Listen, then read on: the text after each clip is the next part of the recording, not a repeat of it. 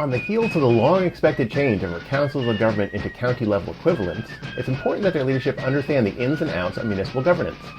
Perhaps there is no better example than Matt Hart, who has recently taken the helm at the Capital Region Council of Governments. A longtime town manager, he will guide the COG into a new era of regional programs and cooperation. We'd like to thank our sponsors, Gateway and Housatonic Community Colleges, the Municipal Voices of the Connecticut Conference of Municipalities podcast in collaboration with WNHH LP 103.5 FM. I'm your host, Matt Ford. As always, be sure to give us a like and let us know what you're thinking in the comments. CCM's Municipal Voice podcast continues to present a key forum on important state and local issues. The views expressed do not necessarily reflect the consensus views of CCM or member municipal leaders.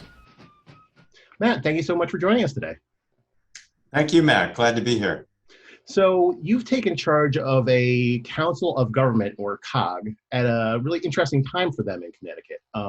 Starting this year, COGs will be formally given county-level equivalents. What is the impact of this designation? Oh, great question, Matt. So as you said, the federal government, the U.S. Census Bureau, has recently approved a county-level designation for Connecticut's 9 councils of governments. And that means that for census purposes, the Bureau, all of its major reports, now will provide that data consistent with the 9 councils of governments, those planning regions, as opposed to the 8 counties, which we still have in name only, but have not had any formal governmental authority since 1959, 1960. Excellent. So COGs have been around for a little while now, and they're not, they do a lot of things, but this change has certainly given a little bit more weight in state business for the COGs.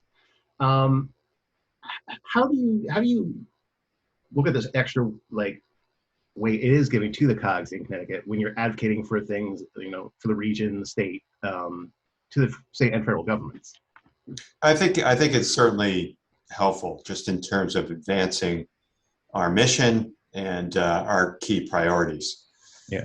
For example, the state has wisely determined, in my opinion, that COGS will play a key role in helping to administer the application process for discretionary funding for the federal bipartisan infrastructure law funding, the IIJA, that the state will be receiving, a little over $6 billion over a 5-year period.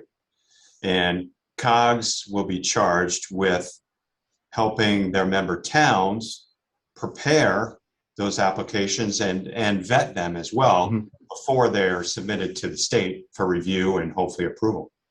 That's great. And that can mean a lot of money for your town, certainly. Yes, very much so. So that's kind of one thing that you're doing, but there are lots and lots of things that COGs do. What would you say are some of the more important things that your organization does for towns and cities?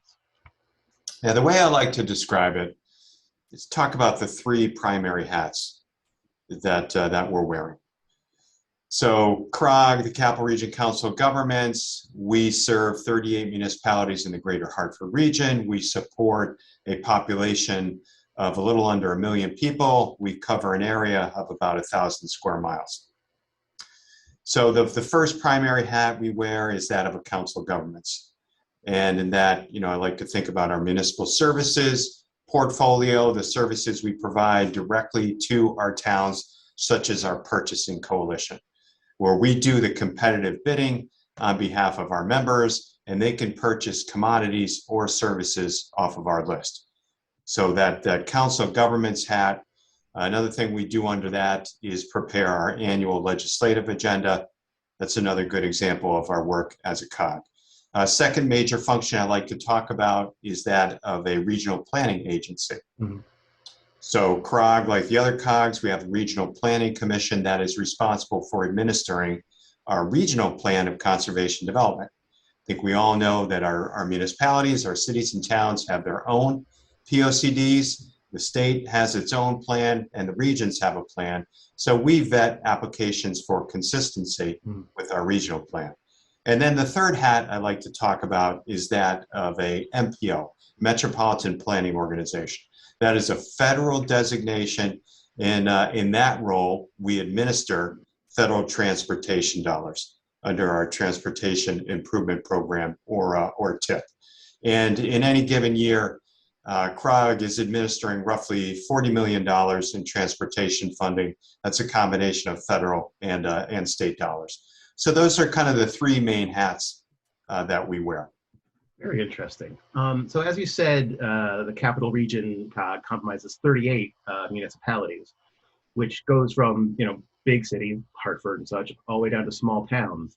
How do you kind of balance the interests of the big cities and the small towns in what you do?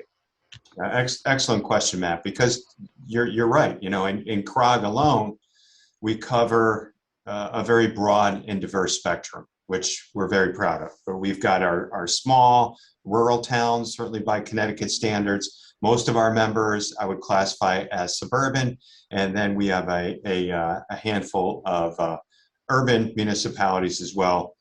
Our city of Hartford and New Britain and East Hartford to some extent. So, there's certainly some commonality across the region. All the towns, regardless of their size, are facing budgetary pressures, having trouble finding recruiting talented and experienced staff. I think it's trying to find areas of commonality. We work to do that across all 38 towns, and there are some. But then also recognizing that some of our services, some of our programs, some of our initiatives may be, more responsive to or more attractive to a smaller cross section of the membership.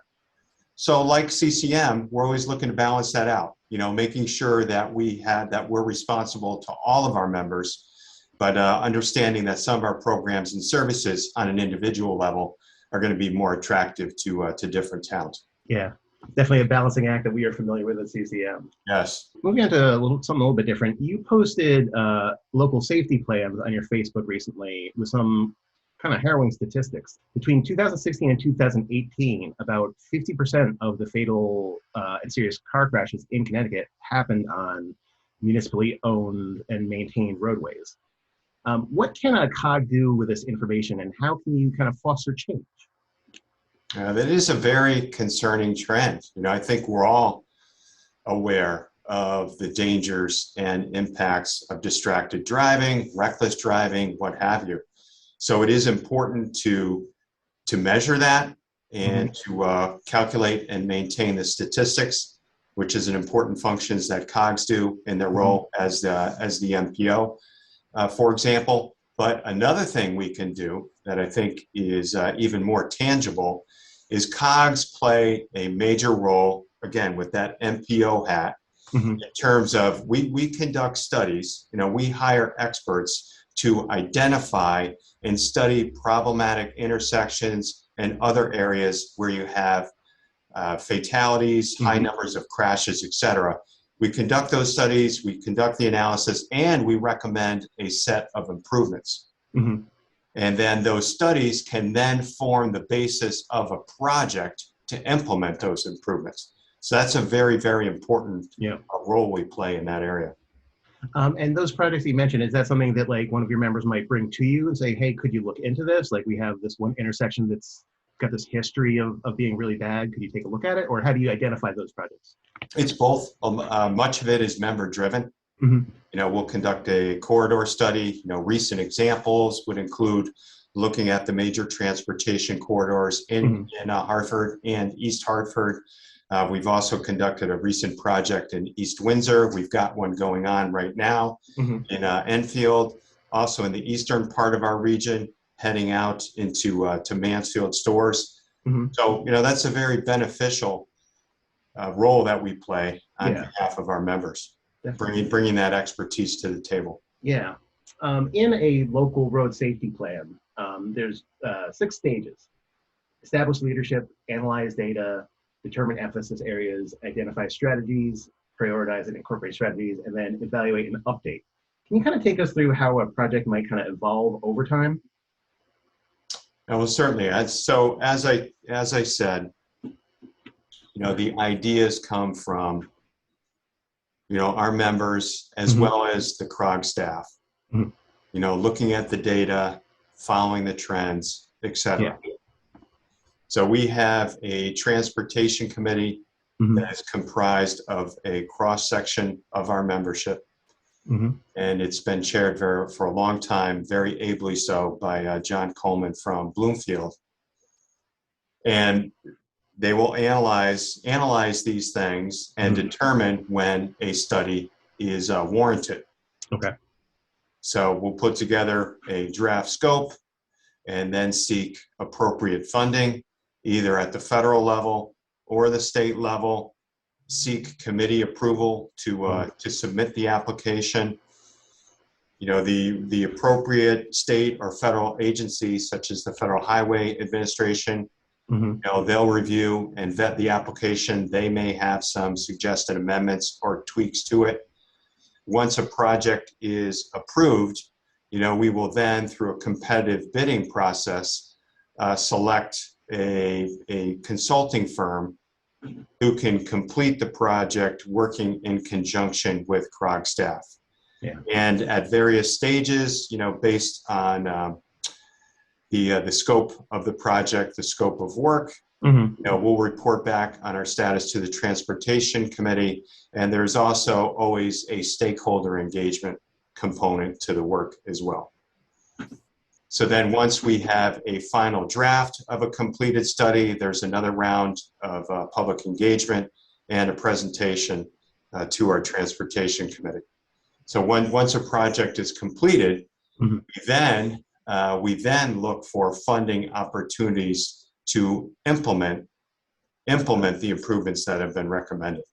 So you don't just set it on a shelf somewhere and forget about it. You're still then continuing to help pursue actually making it happen. Correct. It's very cool. So there's been some argument over the future of the highway in and around the area of Hartford. Would the COG assess the federal highway system and ask for input on how best to move forward with projects around 91 and 84? So the way that's working, at least for this, for Hartford itself, or I-84, I-91, the specific region you mentioned, the DOT recognized the need to analyze it.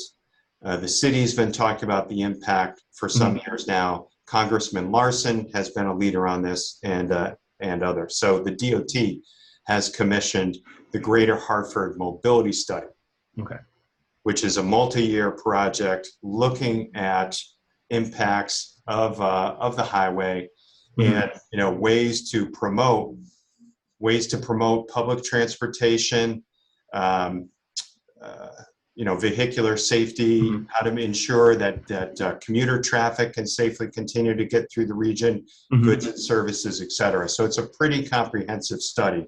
And I think we should see a draft of that by the end of this calendar year, perhaps early into 2023. And as part of that study, they will look at potential realignments for the major highways in the specific region.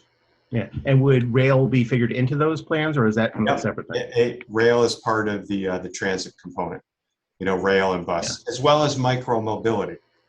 What's micro mobility? That's looking at options for cycling, scooters, et cetera, for commuting purposes. Okay, so it's commuting, but not like the pedestrian bike paths for recreation. Those are kind of two separate things. Yes, and those are very important. And CROG has long been involved in that. One of our major studies right now is looking at options to close the remaining gaps in the East Coast Greenway.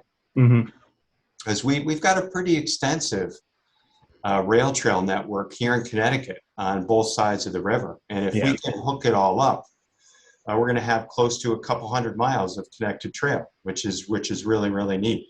Yeah. But those recreational trails, can they serve as commuting options? To a limited extent. I think it's also important to look at how can people, for micro mobility purposes, whether it's bike, scooter, et cetera, how can they best utilize those forms of transportation for aspects of everyday life, whether it's commuting, going to the grocery store, school, et cetera.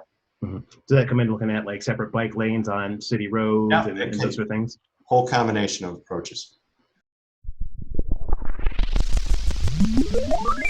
You are listening to the Municipal Voice on WNHH 103.5 FM.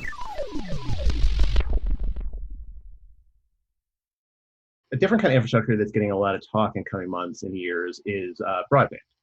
Yes. It's becoming it already is a crucial part of our modern world. What kind of work is the COG doing on connectivity in the capital region? So, as you may know, that's the bipartisan infrastructure law, the IIJA, is including some amount of funding to promote accessibility to broadband. And in Connecticut, DEEP, the Department of Energy and Environmental Protection, is taking a lead role for the state.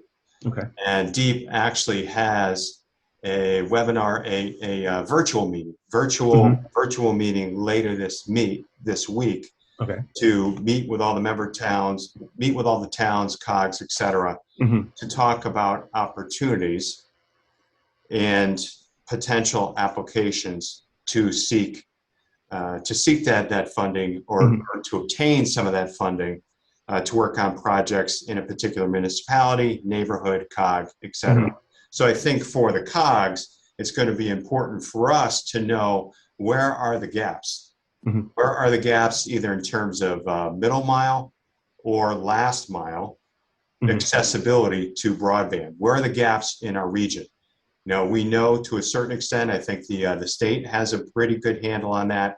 And then I think what we're going to look forward to seeing on how this DEEP process all shakes out. We're going to look forward to the opportunity to submit applications to seek funding to complete projects for connectivity for our member towns and within the region.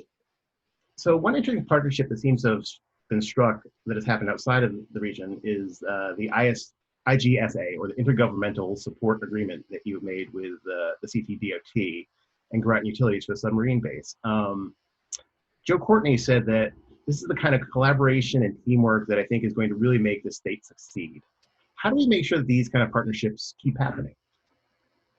Well, I think it's important to promote them, and the nine COGs, we operate in a very collegial and collaborative way. And we're certainly willing to share our respective strengths and talents.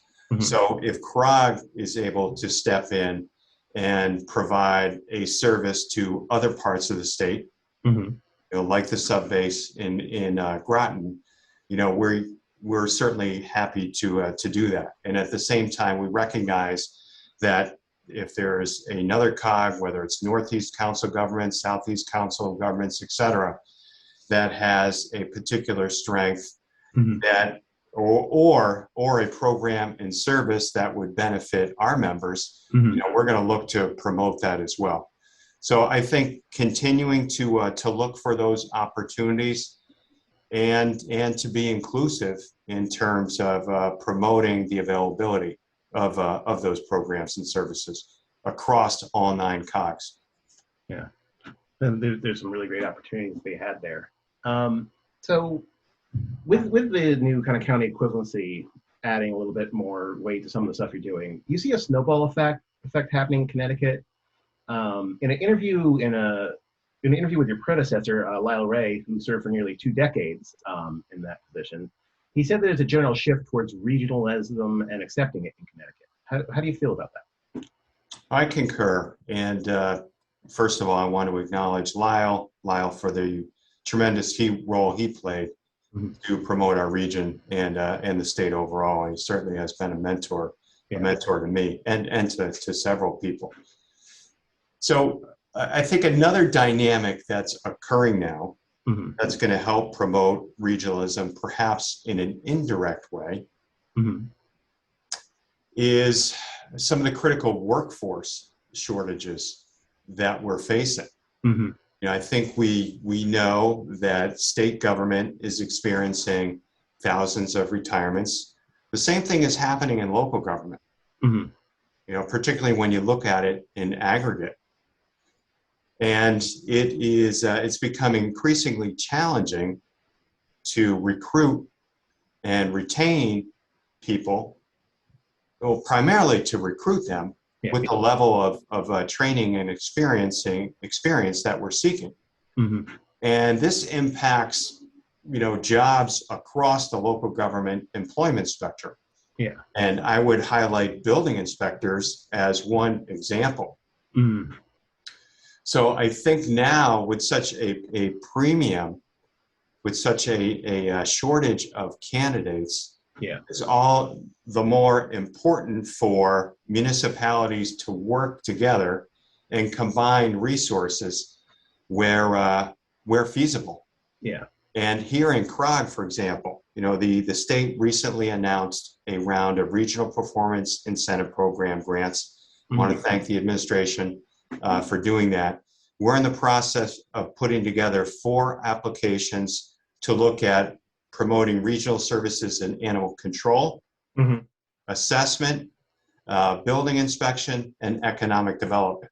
And those are just 4 areas where we think if we can create our own offices at the COG level, where we can supplement the services that are being provided by our member towns, especially when they have a vacancy, or maybe they've got an increased workload for some period of time, or even our smaller towns that have long struggled to recruit and retain part-time people. So that's an area, where we think we can step up to meet the evolving needs of our members. And I think towns, there's more pressure on them than ever before, for these reasons to work together. So it sounds like you have some, ideas of some things you could do that are kind of obvious, sort of no-brainer things where you could help and save the town's money. Are there other projects that you think could be done by the COGs that you might have to push for a little harder, some less obvious projects, but you think could work in the long run? Well, that's a great question. So let me start off by talking about some things we are presently working on. Okay. That maybe in the past we hadn't necessarily see the COGs play a significant role. So one example here in the capital region, and it does have statewide impact, is our waste management crisis. Which has been well documented. With MIRA, the Materials Innovation Resource Authority, its waste to energy plant in Hartford is closing by the end of the summer. It did have roughly 50 member municipalities, most of them CROG municipalities. Most of them have since found other options where their residential waste is going to be transported out of Connecticut to landfills in other parts of the country. That's a very expensive solution, and one that is probably only short-term in nature. So CROG, decided, hey, we need to step into that space and come up with a game plan to serve our region for the midterm and the long term. What are we going to do 3 to 5 years from now? More importantly, what are we going to be doing 10 to 15 to 20 years from now? So we have retained our own consultant to work with us. We have formed a steering committee of representatives from our member towns, and we've embarked upon a project to identify a set of short-term and then longer-term solutions to this crisis. And we've reached out to Deep Commissioner Dykes and her staff, her team have been very, very receptive and very, very willing to work collaboratively with us. And we're going to push solutions such as pay as you throw, removing organics from the residential waste stream, potentially extended producer responsibility, EPR, any number of things we're going to be looking at.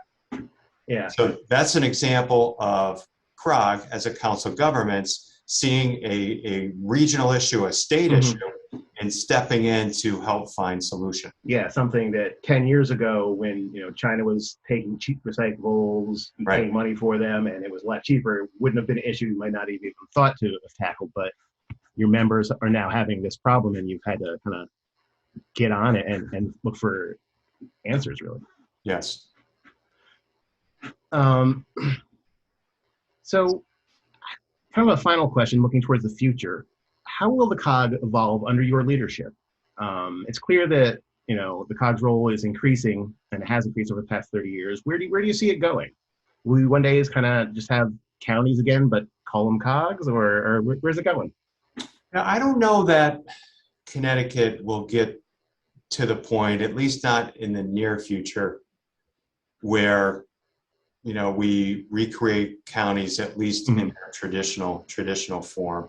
Like, there is a lot that we can do at the council of governments level, and I wouldn't rule out county government altogether. I just wouldn't immediately jump to that step.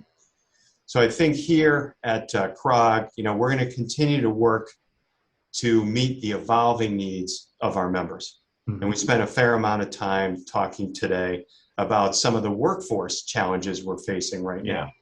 We're willing to step into that space and work with our member towns, work with state government, work with experts such as our capital workforce partners to identify solutions to that. I can see COGs across the state expanding their municipal services portfolio over the next several years, providing some direct services to their member towns that they haven't in the past, again, to meet those evolving needs and demands. Another important goal for me and for CROG, and I'm sure the other COGs as well, will be leveraging those federal infrastructure dollars. The bipartisan infrastructure law. This is a once in a generation, maybe a once in a career opportunity to do that. So we're gonna work hard to maximize that opportunity. And I think for the COG, it's going to be having the resources on staff and the connections on staff to put together very, very competitive applications on behalf of our region. We're going to be very focused on that over the next 5 years. Thirdly, we're going to continue our work, and this kind of connects very well with the first prong, meeting the evolving needs of our members. But how do we tackle the region's big challenges as well as its opportunities? A challenge would be the waste management crisis I talked about earlier. An opportunity could be, how can we maximize the state and federal government's investment in the Hartford rail line, which we see as extremely beneficial to our region and the greater Springfield area as well. And then lastly, we want to continue our work to promote equity and inclusion and sustainability in our region, thinking about the long term. Yeah. Well, those all sound like great things. Well, Matt Hart, thank you for speaking with us today. We really appreciate it. Sounds like the Capital Region of Council of Governments is in good hands. Thank you so much. We've got a great team here. We'd like to thank our guest, Matt Hart. We'd like to thank our sponsors at Gateway Community College and Housatonic Community College. Learn more at gatewayct.edu and housatonic.edu. The Municipal Voice is a co-production by CCM and WNHH 103.5 FM. Kevin Maloney is our executive producer, Christopher Gilson is our producer, Harry Draws is on the boards, and I'm Matt Ford, your host. Be sure to check out our Facebook page and give us a like, and watch out for our CCM chat series on our YouTube page.